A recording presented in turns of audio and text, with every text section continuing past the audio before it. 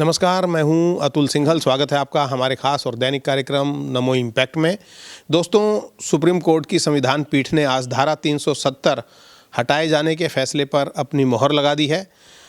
5 अगस्त 2019 को केंद्र सरकार ने जम्मू कश्मीर से धारा 370 हटाई थी और वहां पर केंद्र शासित प्रदेश 2 राज्यों में उसको विभाजित करके उसको घोषित कर दिया था।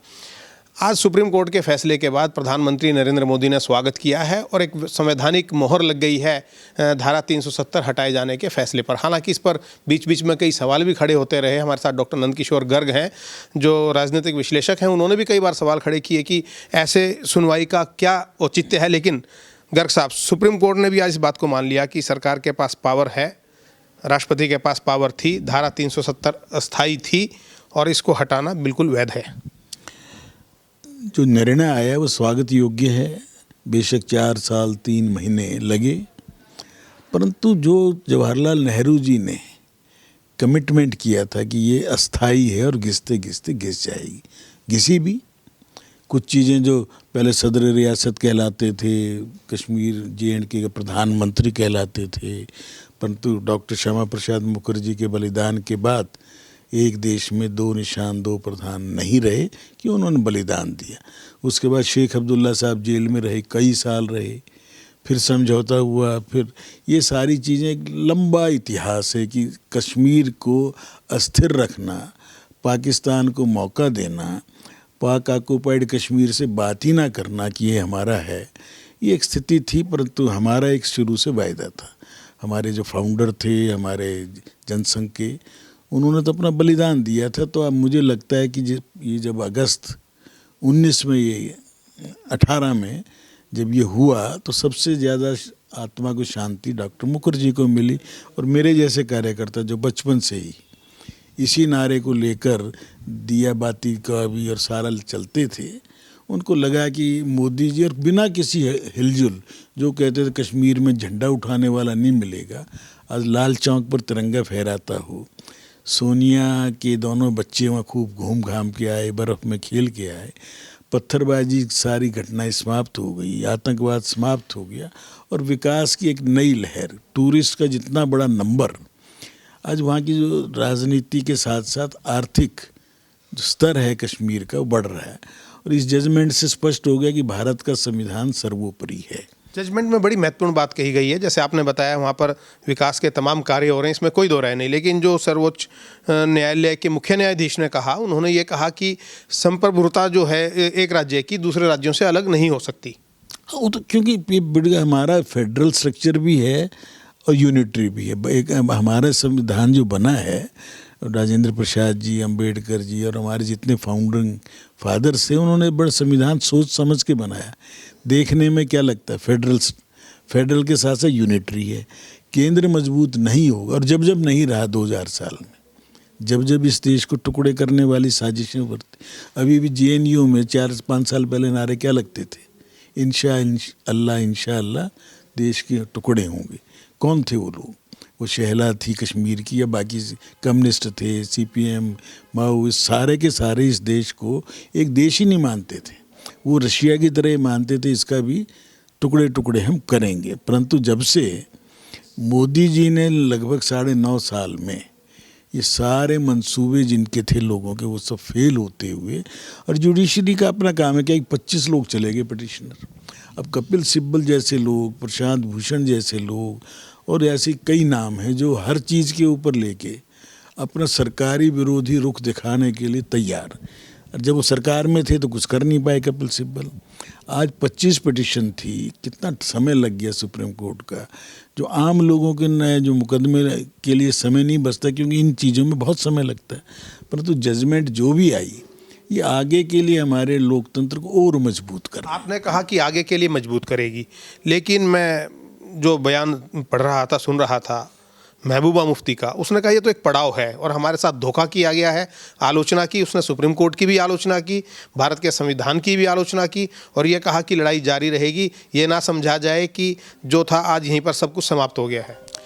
महबूबा के साथ हमने मिलकर जब सरकार बनाई थी तो लोग क्रिटिसाइज़ करते थे ना, बनाई क्यों थी कि अंदर जाके देख लें कौन कौन लोग इस आतंकवाद को सरकारी तंत्र में रहकर, सरकारी नौकरी में रहकर, और कैसे वो लोग जो 5 स्टारों में रहते थे और देश को तोड़ने के लिए खर्चे सरकार के, तो उसके अंदर जाके हमने यही देखा जो क्या कहती थी, कोई तिरंगा उठाने वाला नहीं बचेगा।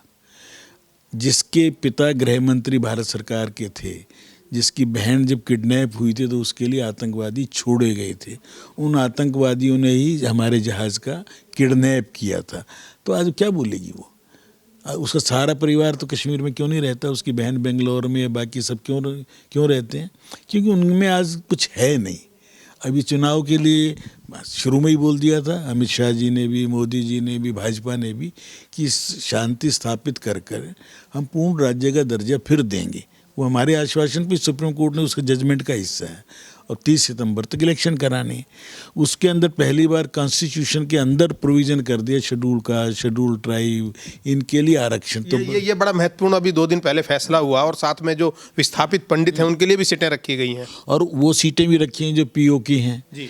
तो मैं समझता हूँ ये सब चीज़ें होंगी। अब क्या कह रहे हैं, ये देखो जी, इसके बहाने से अपनी मेजोरिटी ले आएंगे, हिंदू बहुल सीटें बढ़ा दी। बस कौन करता है? Delimitation election commission of India करते, उसके खिलाफ भी कोर्ट में गए थे लोग, सुप्रीम कोर्ट से क्लियर होगी सारी चीज़ें।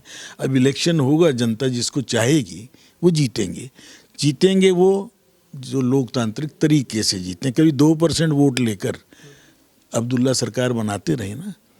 आज अभी डिस्ट्रिक्ट लेवल के चुनाव कराए मोदी जी ने, कितना बड़ा टर्नआउट हुआ है।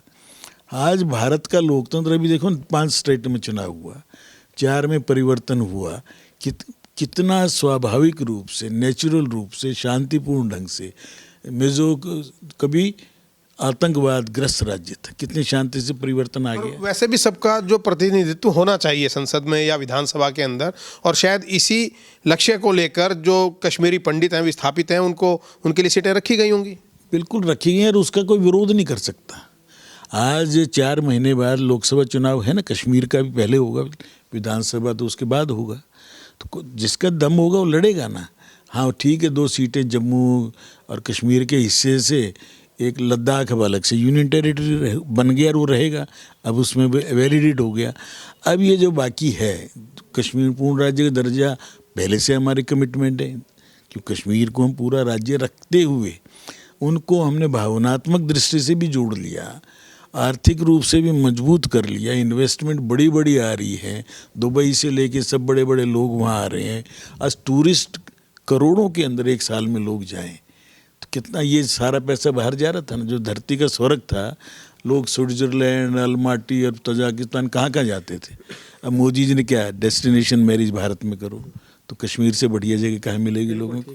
इसलिए आज भारत का समय है, सही समय है, और भारत की सारी बाधाओं को पार करते हुए हम होंगे कामयाब। जो कभी गीत इंदिरा जी के टाइम में लिखा गया था हमारे गीतकारों ने, आज वो बिल्कुल स्पष्ट नज़र आ रहा है कि आज भारत को अब कोई रोक नहीं सकता। विश्व का स्वाभाविक नेतृत्व, क्योंकि हम वसुदेव कुटुंबकम किए मानने वाला भारत, और मोदी जी आज सिंबल है भारत का, और उनके नेतृत्व में भारत बहुत तेज़ी से प्रगति करेगा।